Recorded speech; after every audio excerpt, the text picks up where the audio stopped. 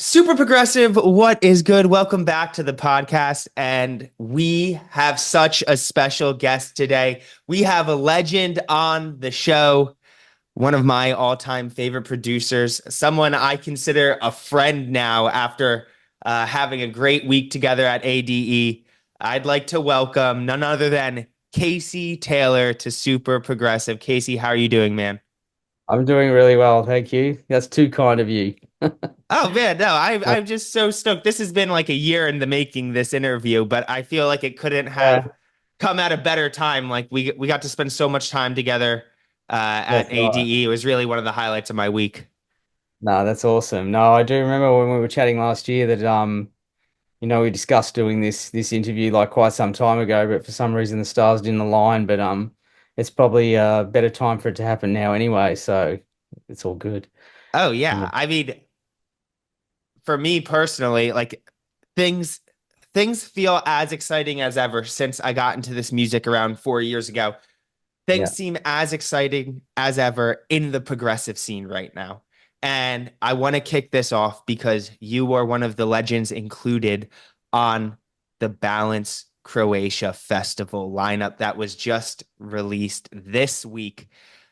What, for me as a fan of this music, that is the lineup I've always been dreaming of.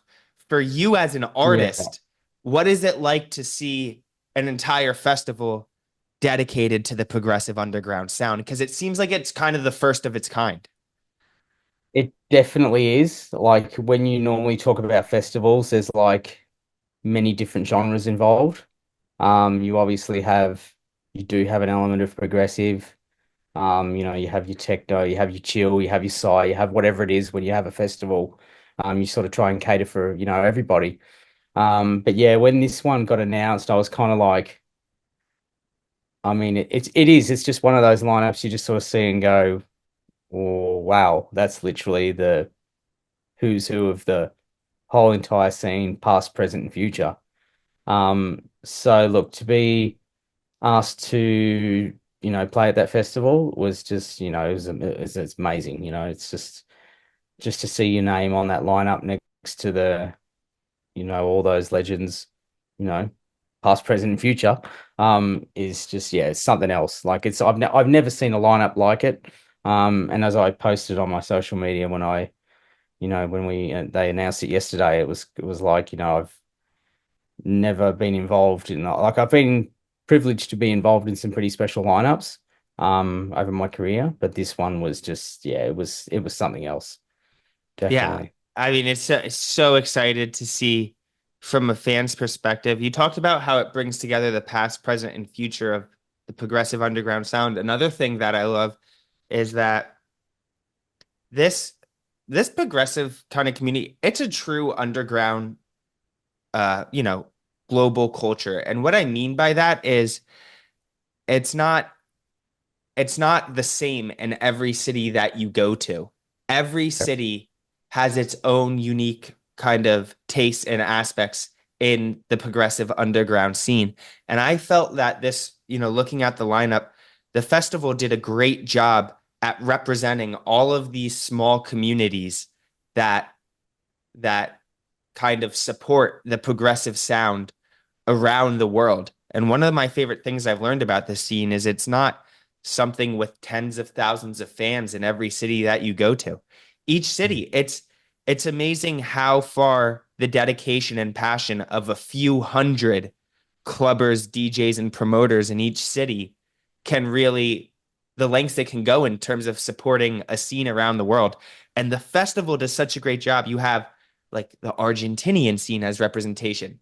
The Yeah, Australian scene perhaps has more representation than any other scene on the bill. And you have the UK, obviously. You have, uh, kind of like the the Spain, the Italian. There's every scene seems to be represented in the festival lineup, and I think it showcases some of the best aspects that this progressive scene has to offer.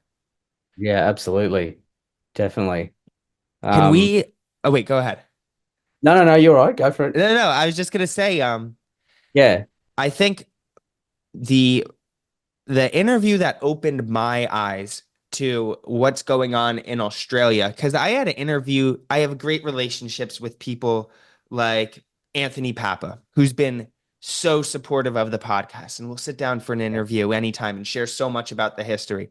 I sat down with Luke Chable, Yep. like personally one of my favorite producers ever. That sound is just when, there's so many different sounds in the progressive underground. That Luke Yeah. Chable, Australian progressive break sound is like some of my favorite stuff ever.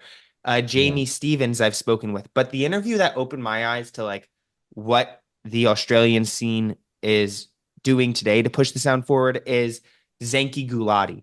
Because Yeah. I had a great interview with Zanky, and he was the one who really encouraged me to not only like listen to the music from Mike Rish, and now Mike has quickly became like one of my heroes in this scene, like really one of my favorite producers. Yeah. But also he's like, you gotta go check out the Vapour and Meanwhile showcase at ADE. Yeah. And I feel like at that event, I knew what Vapour was just from being a fan of this music and respecting its history. But that event was like an eye-opening experience, and it made me so passionate and felt a part of everything that's going on in Australia right now, kind of being led by both Vapor and Meanwhile, GMJ and Matter. So Yeah. the reaction to that event was kind of unanimous. Like across the board, people were like, this was, so many people I spoke to, the best event of the week. I think what it had going for them, while the lineup was absolutely stacked, I think you guys did a great job in choosing a very intimate venue. It had such a family vibe to it. It felt like everybody knew everyone there. And if like someone like me who didn't know everyone, I've never I don't know, it's kind of lost today in club culture, but I was going up and introducing myself to every single person I could just because it had that vibe to it. Everybody wanted to know each other. All of the artists were in the crowd supporting each other. Um, Yeah. what was it like for you, for that event to be representing your label? What was it like to see Oh, it look. be such a Um, success?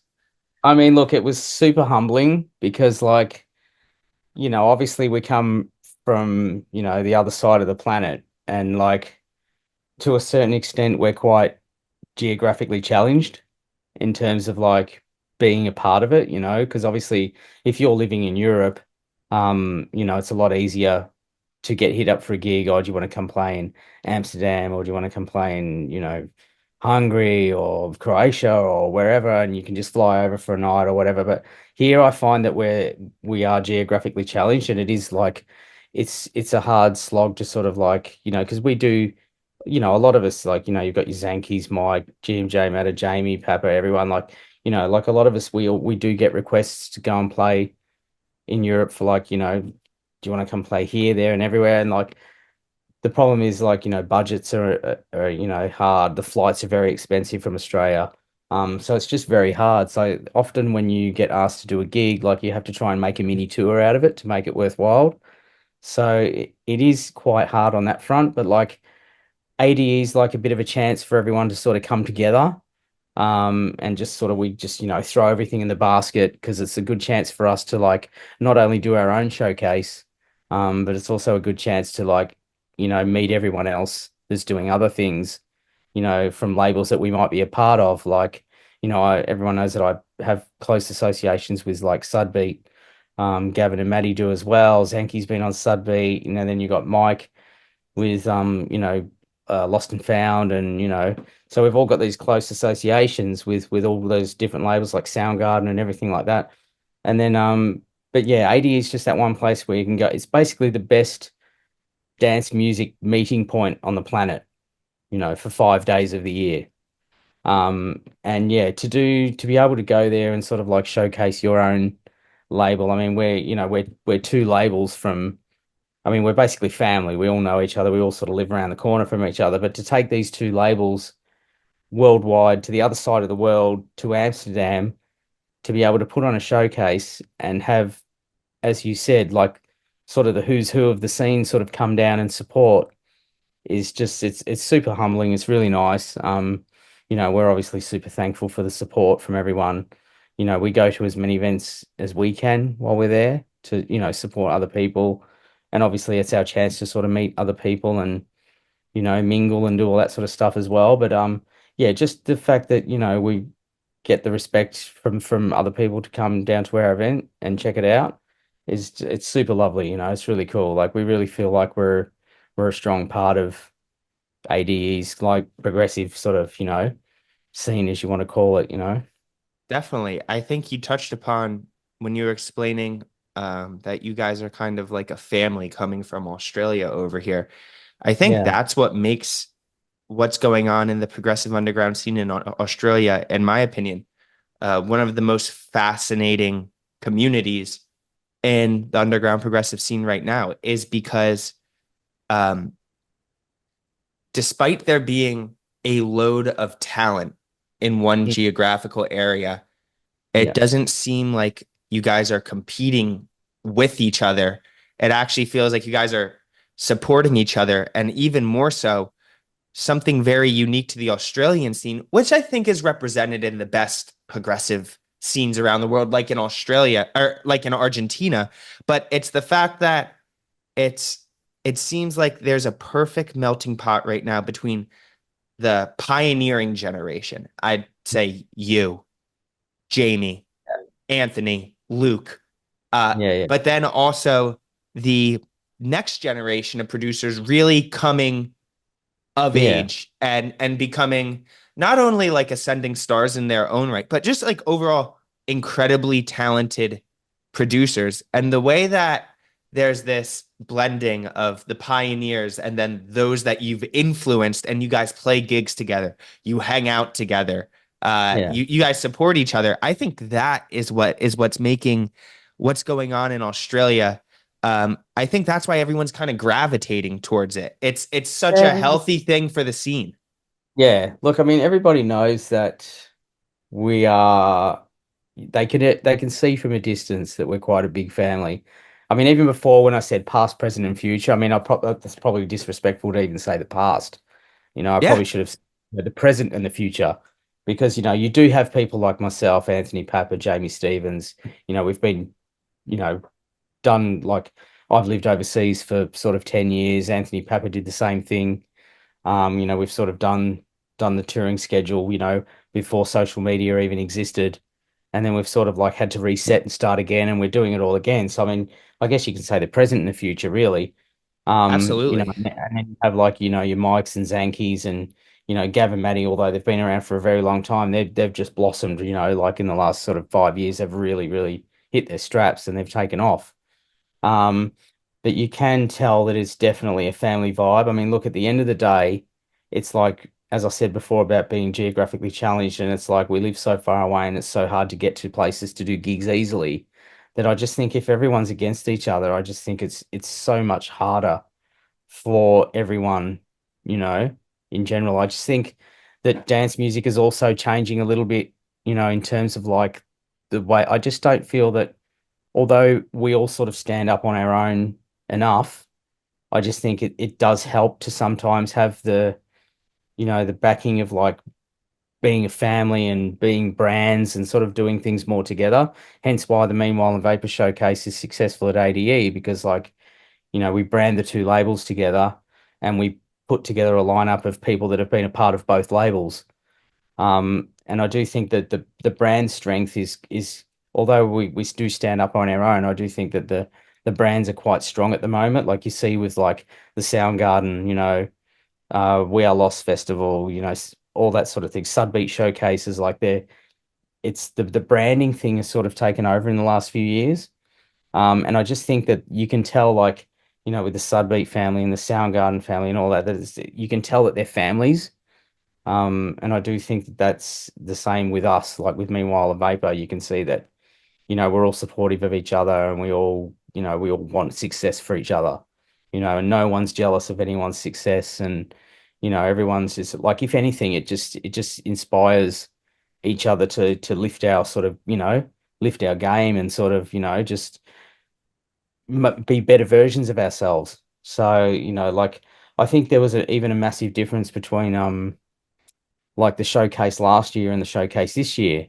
Because although they've both been sold out showcases, but even though last year was fantastic, I just felt this one was like, it went up a notch just simply because we all bring the best out of each other down here. Like we all want the best for each other. So we're all pushing each other.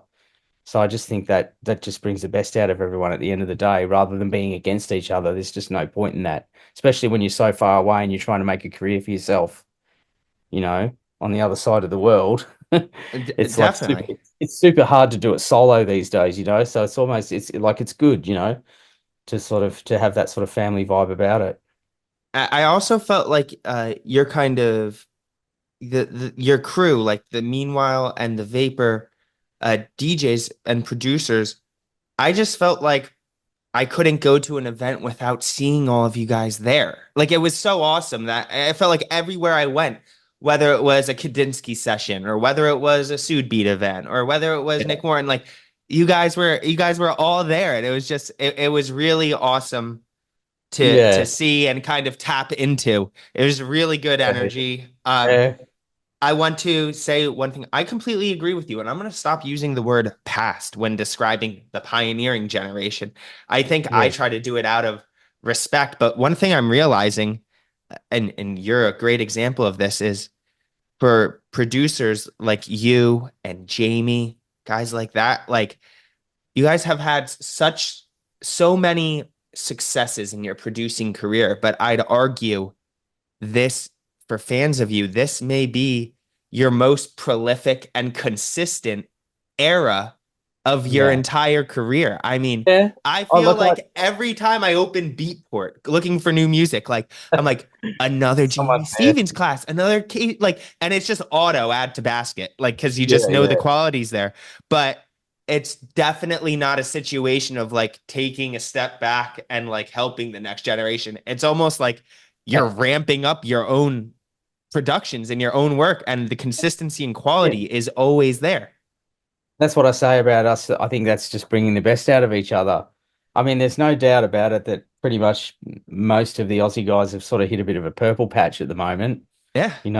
Like everyone's just sort of at the top of their game, and it's just great to see everybody flourishing. It's really good. And I mean, like people like me, Jamie, and that, like, the older sort of guard, I guess you could say. I'm not going to say the past again.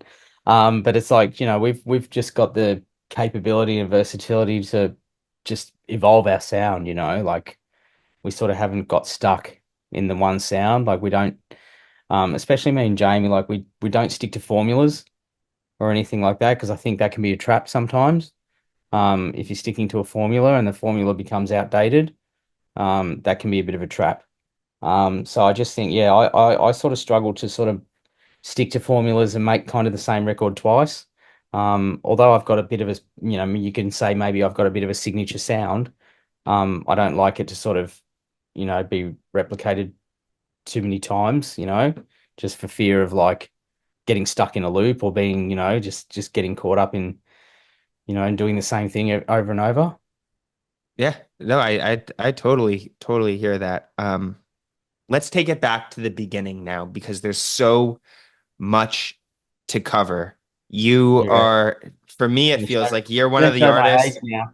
No, it's just like it really feels like there are very few artists that were, let's say, for this progressive underground sound, there at the beginning and there now. Yeah. There's only a handful of people. You're one of them for sure.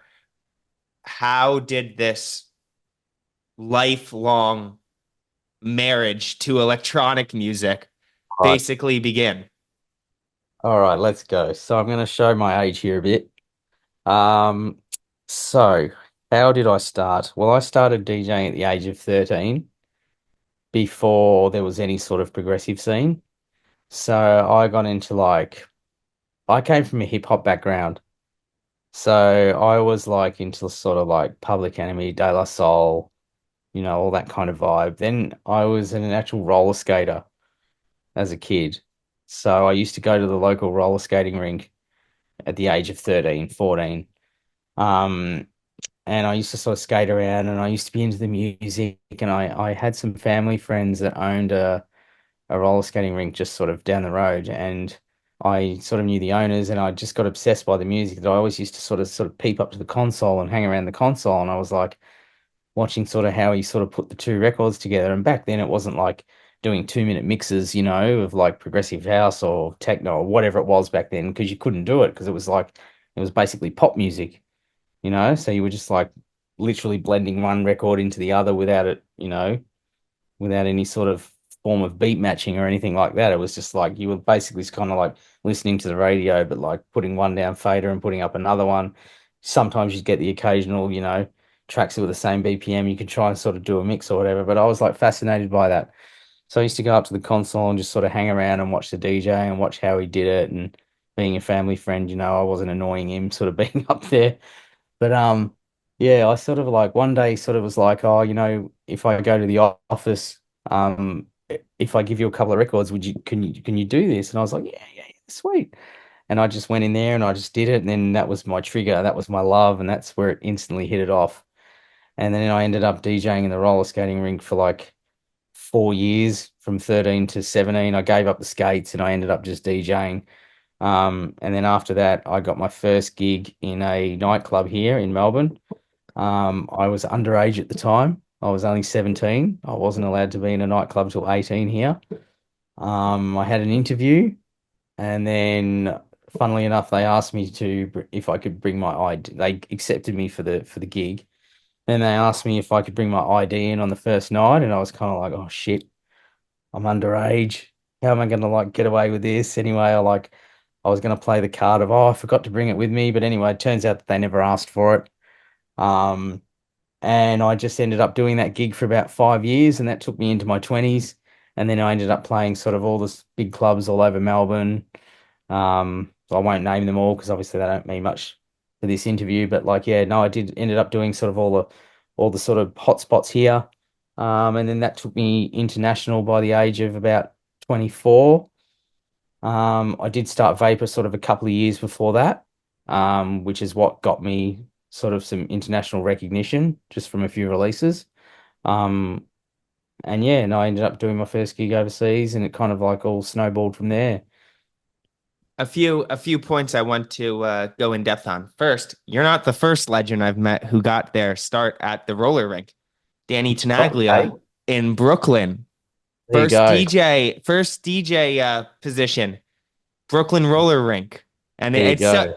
it's so cool to me. I'm always trying to think of like unique ways to make progressive events unique even today. I mean, if we had Kasey Taylor DJing a roller rink party, throwing it back, that would be Yeah, freaking awesome. yeah,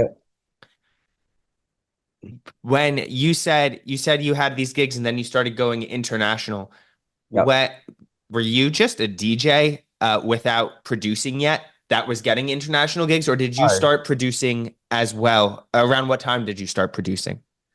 I was simply just a DJ at the time. Um, I guess I'll get into the part because it kind of happened around the same time. So I ended up DJing, I was sort of playing like, when progressive was more of a thing, or, deep house or underground house or whatever it was back then. I was playing like I ended up playing a warm-up set down here in Melbourne for John Digweed's first tour. What This year would was have been, that? Just to put some years around it. geez, this would have been about 94, 95. Nice. Um, And yeah, I did a warm-up set for him. And obviously I knew about John Digweed. I knew who he was, and he was like really sort of hitting his Fresh straps. off the Renaissance And like this CD, was right? around that, no, 1994. Yeah. this was literally around that time when Sasha and him, were doing all the Renaissance. And so I basically did, just to wind back a bit, I don't even know if this was before or after. It's my memory testing me. But I ended up doing the warm-up set for him and Sash, um, for Northern Exposure Oh, nice. when that first came out. I did that for Australia. And then yeah, so then I did so that would be up. So I did the gig, and then John came on and he was really, really happy with the warm-up set that I did. So much to the point where he said to me, he goes, if you're ever over in the UK, give me a call. I'll help you out with a gig or two if I can. It just turned out that about 4 years, 3 or 4 years later, I reached out, not expecting, too much, to be honest. Um, and then I ended up getting a gig at Bedrock. It was one of my very first Were gigs they doing it at Heaven? at Heaven, exactly. And I played on Easter, like Oh, Good Friday Eve. So it was like sold out, packed to the rafters. it's like one of the biggest Um, parties of the year for Bedrock. Artist of the Year, yeah. I played with Chris Fortier. Oh, sick. Chris is the Yeah, I man. remember. Yeah, Chris. Oh, good old Chris. Yeah, I did that, and I ended up doing that gig 2 years in a row. So I did it with John one time, and then the other time I did it with Chris because John couldn't make it that time. And yeah, it was amazing. Like it was just like I have a lot to thank John for because he obviously got my international career kick-started. So Bedrock was one of the first things that I did with him, and then I ended up driving down to Plymouth with him playing a couple of gigs there. We drove up north. We did a couple of gigs, and yeah, it was awesome. Like I've got a lot to thank him for, and like everything just sort of snowballed from there. Because you know what it's like once sort of people hear you and everything. It just if you do something that's sort of good, then you people sort of jump on it, and from there I ended up sort of doing heaps of gigs like everywhere, and that's when my international career sort of really took off. And then I made the move in 2013, oh, sorry, 2003 to move to Europe for 10 years. And then, yeah, that sort of all took off and I got good 10 years out of it and then came back to Oz. And 10 years later, in what are we, 2024, we're sort of looking at plans to sort of come back to Europe again. So it's a bit of a full circle kind of thing. Yeah, definitely. I have a lot of questions. You started your DJ career in a time where no one had carved out a path. Like there was nobody really before uh people like you, John Digweed, Sasha, Yeah. that showed you guys that like, oh, this is how you make DJing a career. Hmm. What was it like? Can you explain maybe the patience that you had to have with this, or kind of what it was like stepping into um, the unknown? Because today, for up Yeah. and coming DJs, there's so many different formulas and so many different people that you can look up to say, I would like a path like theirs. I would Yeah. like to Yeah. model Yeah. my career after this person. I What guess, kind of patience did you have to have and kind of doing something with other DJs for the yeah. first time? Look, I mean, this industry, you have to have a lot of patience. Because you always have setbacks, you know. Um, it's just an industry, you can't be impatient with, you know. In terms of like back then, when it sort of all started, I mean, this is like pre-social media, I mean, even pre-email, So like when we were writing records back in the day, when I decided to start doing vapor, um, I would have to send like you know, test pressings of vinyl to like people like John Digweed or Sasha or whatever. I had to send them from here. We're from the arse end of the universe, as you know. So it would take like 10 days to get there. So you'd have like that wait period. Then you'd have to wait for them to go to the post office, get it in their hands, work out if they like it or not. If it fits in their sets, then it fits in their sets. And then you may, like back then, I'd probably get a phone call or something, or we'd speak like once a month, and you'd get a bit of feedback on the record, how it's doing, this, that, and the other. Like, whereas now it's just, it's a simple, just, put a link in, hit send. It's a lot easier to sort of get music around to Definitely. but obviously back then it was a hard slog, but you didn't know any better because you didn't know that email was about to come, social media was about to come. This you just thought that was the norm, you know? So that was just a part of it. So I guess the impatience, like I could see now, like if you went backwards, like and realized that that's what it used to be like, then yeah, I mean, if you had no patience, then that probably wasn't the right thing for you, the way to go. But yeah, like you definitely needed a lot of patience, for sure. like when you didn't know any better before social media and all that, or before emails and everything, you just, you had to rely on DJs coming out. You were phoning agencies, promoters were phoning agencies in Europe rather than emailing and using websites. Who have you got? This, that, and the other. Then Digweed comes out, and it was sort of like that's sort of how it all happened back then. Yeah. Yeah. Did when you launched Vapor, did that coincide with the beginning of your production career? Because Yeah, my probably. friend my friend David was like my friend David, who you met at AD, he's super Yeah. into collecting acetates, and he realized he had some acetates of yours under aliases that he wasn't even didn't even know that were actually your Yeah, aliases. yeah, okay. But yeah, so did your production career kind of I guess coincide with Vapor beginning? no, it probably started about 5 years beforehand. Oh, nice. So that would have been, so Vapor started in 97. So yeah, it would have been about 92, 93, something like that. I started production with a friend of mine, and we were just making, a few things. And then I used to be a part of a band called Quench, which you obviously would Yeah, probably know, back in the days. And then I went off and did my own thing.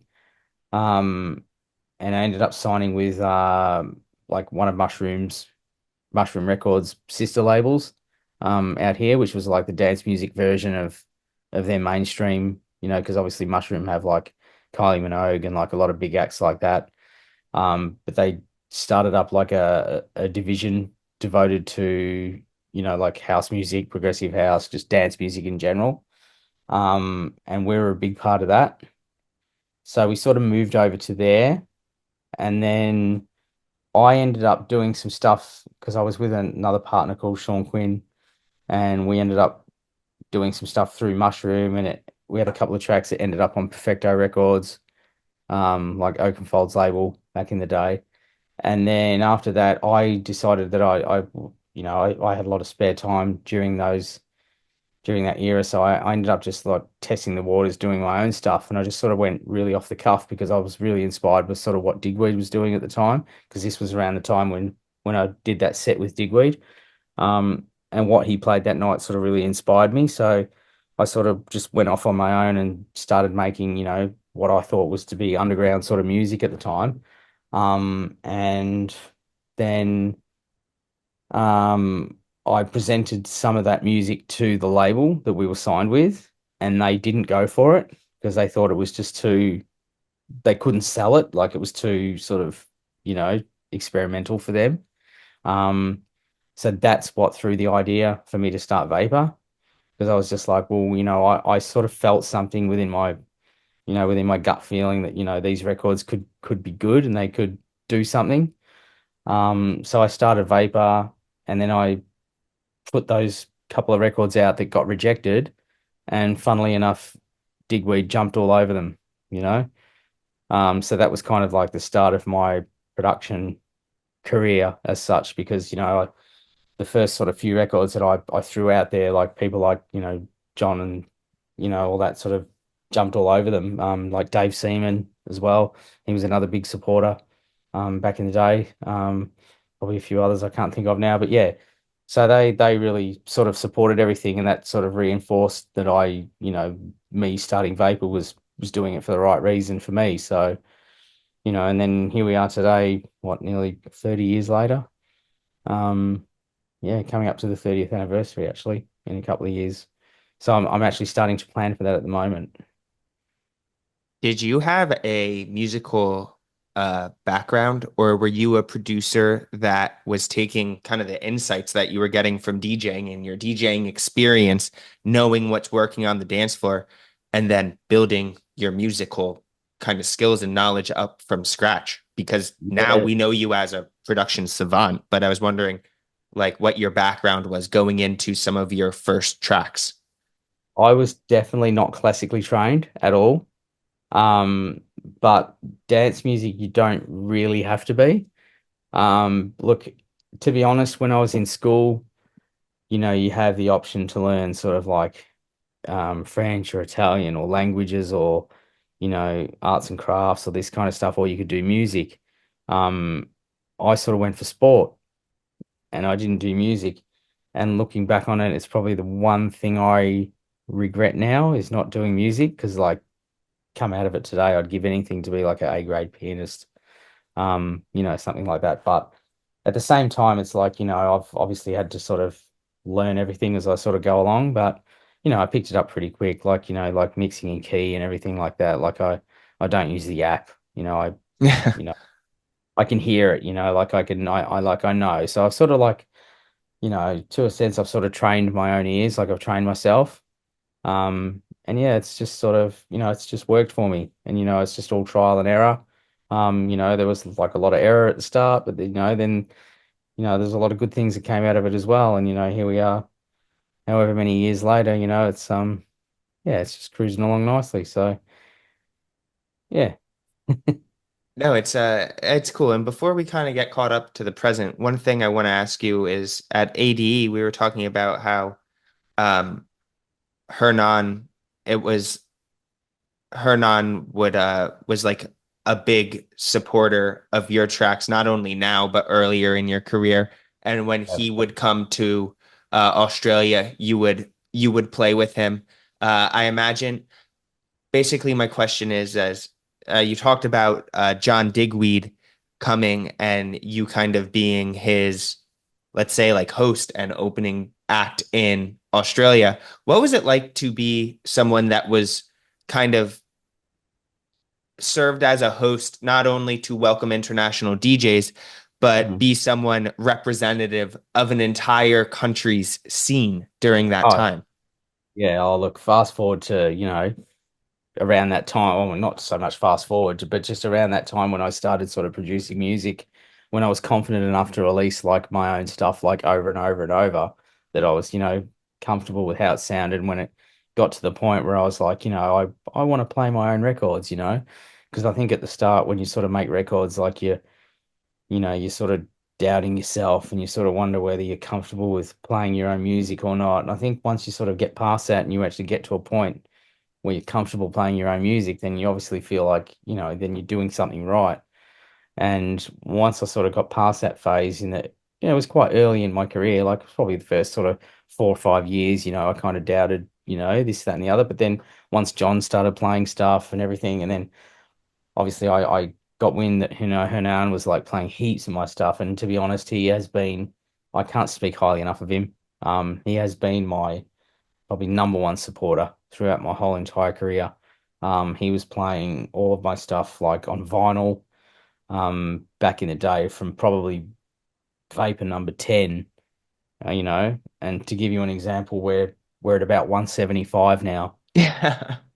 So, like he's pretty much played 165 of my releases, So I cannot thank that guy enough for what he's done for me and how he supported me and how he's helped me. I mean, well, we went to, a gig just, 2 months ago, just before ADE, and he dropped 8 records from myself and Vapour and just artists on the label and, just the forthcoming releases, like even from 2025 that are, like in one night. I mean, and not only that, it wasn't just my releases, it was like 4 or 5 of Meanwhile's and GMJ Matters, and then Jamie got a fantastic look in as well. There were 4 or 5 of his, and it's just like you get to the point where Hernan's doing an all night set, and then he's playing like a third of Australian music.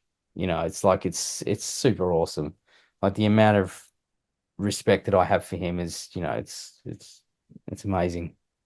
Yeah, no, that's really awesome. And so like I heard that, he does those 3 gigs at ADE and I felt like all my favorite tracks I was hearing, Yeah, most of them wouldn't come up on like Shazam or something like that, but when they would, it was Vapour. Meanwhile, it was so consistently yeah, that.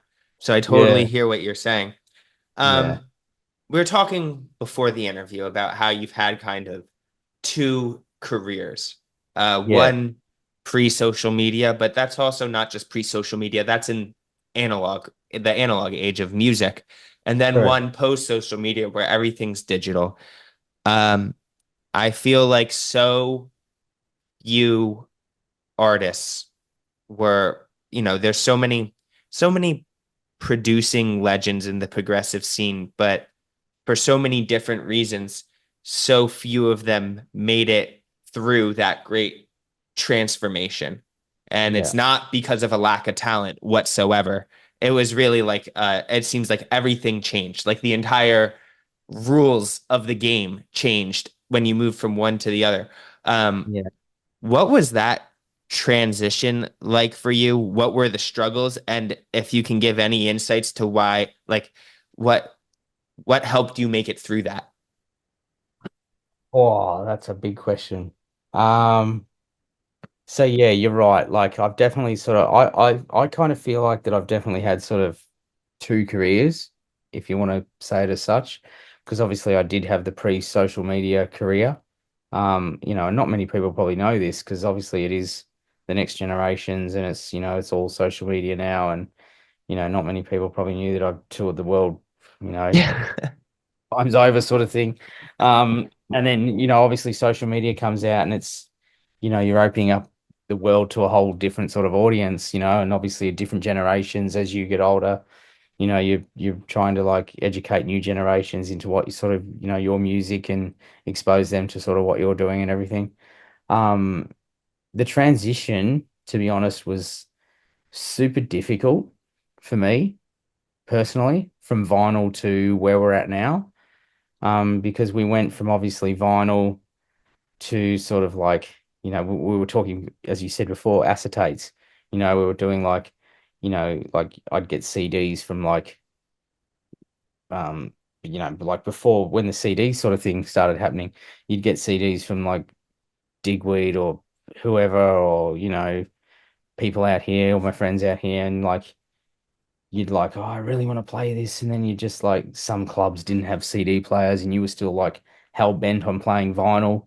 So it's just like I'd have this place called Heathman's mastering over there in the UK, and I used to send stuff from here over there, and I used to get like 10 acetates cut, used to get them sent back here, and then I used to play them. And then the sort of CDs sort of were popping up in more clubs. So you sort of like would strike a bit of a balance between like, vinyl and CD. And that was kind of pretty easy to manage because it wasn't heavily dominated by CDs. It was just like, I'm going to throw one or two in here or there. Um, then obviously it became more dominated by CDs. So then the Pioneers, CDJ 100s came out, and then we moved on to the 1000s, and then the twos, and then today we're at the threes. Um, but there was a phase in between that where like everybody was going between like, this is, so the way I did it was, which was a struggle at the start because like I couldn't wrap my head around because I'm used to like vinyl where you just like it's one track per side or four track or whatever it was. You'd never get more than three or four tracks on a vinyl unless it was an album. Um, so that's what I was always used to. So when I made that transition to CDs, I'd be like this super nerd that would like just get all these tracks digitally downloaded and I would just record one track per CD. So I kind of had it set up like little mini vinyls so that I wouldn't get confused. Because if you're going through CDs and you've got like 8 tracks per CD, it's like super overwhelming, and you just like you spend your whole time like looking at lists, and it's just like for me that was a super struggle. I just needed to sort of have it structured out like vinyl. So I kind of was like burnt one track per CD so that I would like be able to like, have a Yeah, little like go light, through them quickly. Yeah. like little mini vinyls. And then we had the transition. So this is the transition that I really struggled with, which I guess I kind of lost a little bit of passion around this time, was the computer phase when Oh, yeah. everybody was going from tractor to Serato, like Serato tractor, all that kind of stuff. When they were like CDs were like becoming obsolete, and then we ended up, going more towards the computer. And I jumped on Serato, but I just found it, for me, I found it really negative. Just because I found that it was a struggle to sort of like, you could sort of sort out your libraries and everything, but I found it a struggle that you're not interacting with the crowd as much, which is like your bread and butter. Like you should be interacting with the people that are in front of you rather than interacting with your computer, to try and like sort of plan and program and do whatever, like, because I don't like to sort of program my sets. I kind of like to know my first three or four tracks and maybe my last couple, and then I like to go off the cuff. Because you don't know what crowd's going to get thrown up in front of you, you know. You might need to play a bit harder, you might need to play a bit softer. It all depends on what's happened before you, who's playing after you, you know, all that kind of vibe. So it's like, yeah, so I kind of really struggled with that phase. Um, just yeah, I just found a lot of I just didn't like looking at the computer. I preferred to interact with the crowd. And then when the sort of 2000s sort of came about, record box became more of a thing. Um, I sort of really engaged with that because I was sorting out my libraries really well. I've always thought, you know, of myself to be a pretty organized person when it comes to like sorting out my music.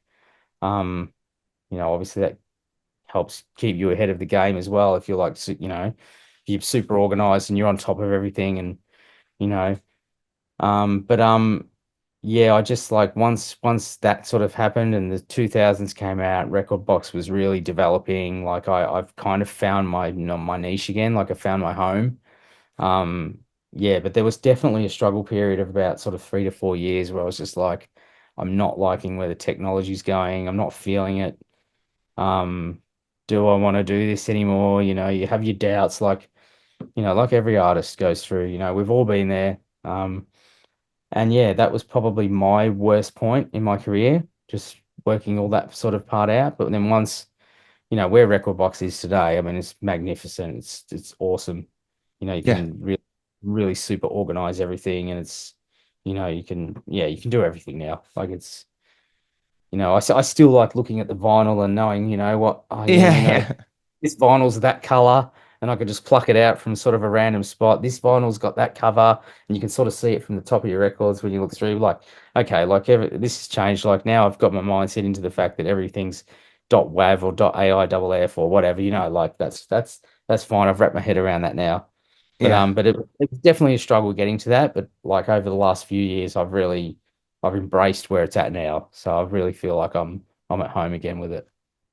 Another huge kind of upheaval and transition that you faced was also on the production record label and potentially business end of things when the shift happened from analog to digital in terms of not only producing tracks, but the way your label went from selling vinyl records to Yeah, kind of what I've learned to be kind of like the early internet pirating age to now is like all digital files. Um, it's I can't imagine what it was like for, you know, producers and label owners to have that much money taken out of their area of the industry. yeah, Because what I always think of, or what I equate it to, is that if you were selling an EP for £12, you could sell 1,000 EPs and generate £12,000. correct. If you had 1,000 streams of a track on Spotify, it would just be allowed to be monetized and make you 5 cents. Don't Like get me that, started. that is just, but like doing the math on that, it almost seems like something impossible to overcome from the Yeah, business perspective of running a label per se and being a producer. yeah, Did this factor into Vapour kind of having an analog era, and then what has allowed Vapour to have its resurgence, let's say, and yeah. how did you make it all work?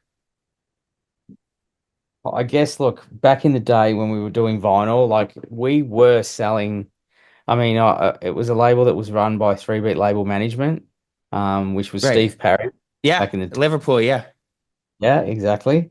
Um, Yeah. What was I going to say? Yeah. So yeah, he was running that with a good friend of mine.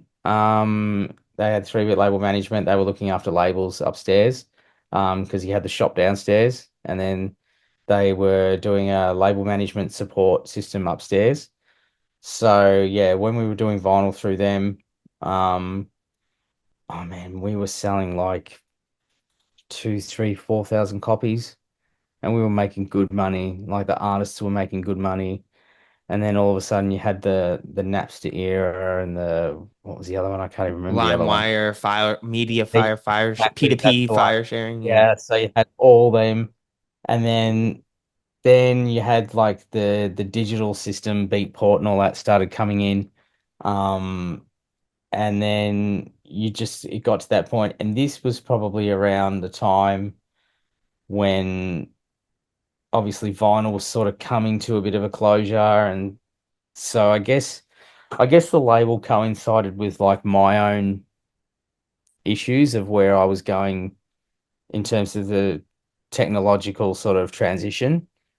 Um, you could probably say that the label went down the same path at the same time because I was uninspired with my own, you know, being able to grasp where technology was taking us, that I was a little bit uninspired towards like the label as well. Not by choice, but just because of just where it was at. I just wasn't comfortable with it. Um, yeah, but then like at the end of the day, you've obviously got to embrace transition. You've got to embrace, challenges. You've got to embrace like where technology is taking us. Um, so, you just have to just sort of get on board with like what's happening, with Beatport, and then, you got your Junos, you got, I can't even remember, there's a few other ones at the time, there still is heaps now. Bandcamp. Uh, Yeah. yeah, everything like that. So you just at the end of the day, you just have to embrace it, and you've just got to keep sort of, obviously when you're releasing stuff digitally, like costs quite minimal. Um, because you don't have to pay for vinyl, test pressings, acetates to check. Anything like that. It's just straight out. You get masters now, you know.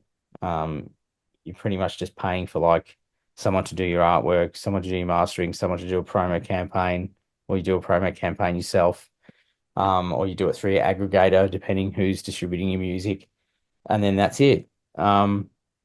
And yeah, I guess at the end of the day, and obviously we sometimes we're looking at we did do vinyl for a couple of tunes through that transition. And we are looking at doing sort of obviously we're going to do sort of a special thing for the 30th anniversary.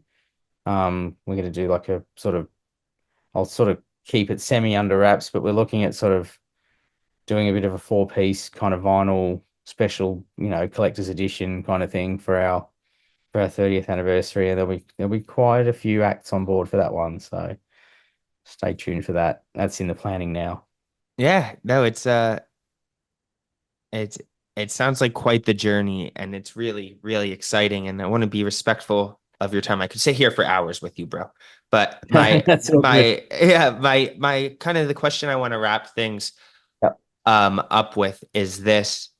For someone who's been a producer and DJ and label head for so long, uh, for someone who's seen all the ups and all the downs that this journey can take you on, how are you kind of staying inspired to keep on, doing this not only to the best of your ability, but your output is as consistent in both quantity and quality matched with each other, uh, as ever been in your career and compared to any other producer in the industry. So, like, I'm just wondering how, how do you continue to have fun with this?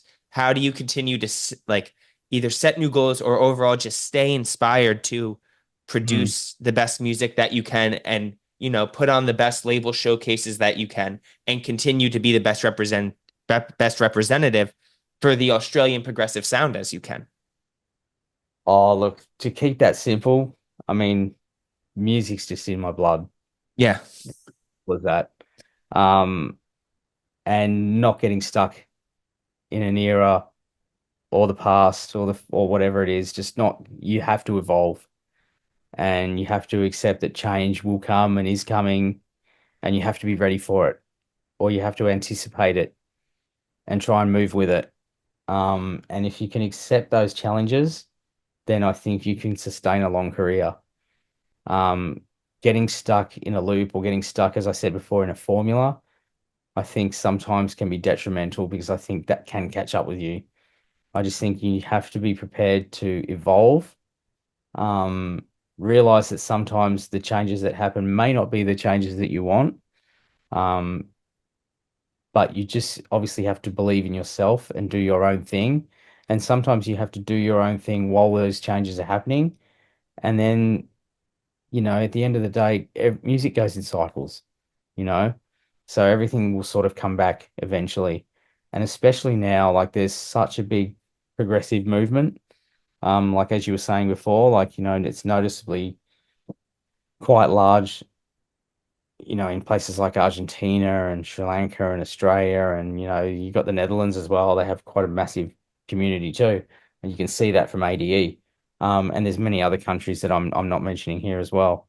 Um, but yeah, I think that it's in a really, really sort of good place at the moment, and you've just got to you have to keep moving with it. Yeah, Just don't definitely, get man.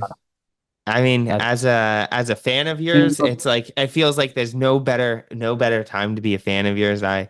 I'm so excited, you know, Oh, there's have a lot met happening for sure. yeah, and got, had so much fun meeting you for the first time at ADE, hanging out with you, getting to know the artists on Vapour, the artists on Meanwhile, and there's just so much to look forward to. Like, dude, this Balance Festival coming up, having you over in Europe, both around that time and around ADE next year. I'm just so stoked to, enjoy the music that you're going to have coming out, enjoy whatever's coming up for 30 years of Vapour. What an achievement. And to just Yeah. see you again, man. So thank you so much for taking the time to speak No with problem. us. This was really amazing. Thank you. No, no problem at all, man. Thank you. Thanks for everything that you do. Like, honestly, man, the scene needs people like you. Like what you're doing for the scene, the following that you have, the exposure that you have, you offering this as a platform for, even people like me that have been in this for a long, long time. You can give yourself a pat on the back too. Oh no, thank you. It's really my honor to I get so inspired to I think it's consistent for everyone who loves this music. It's like when you love music and it's part of this subculture and part of this community, all you want to do is make your own contribution. Yeah. And while it's not making music, this is like what my skill set has to offer. So I Well, it's a good thank one. you so Keep much, at man. it.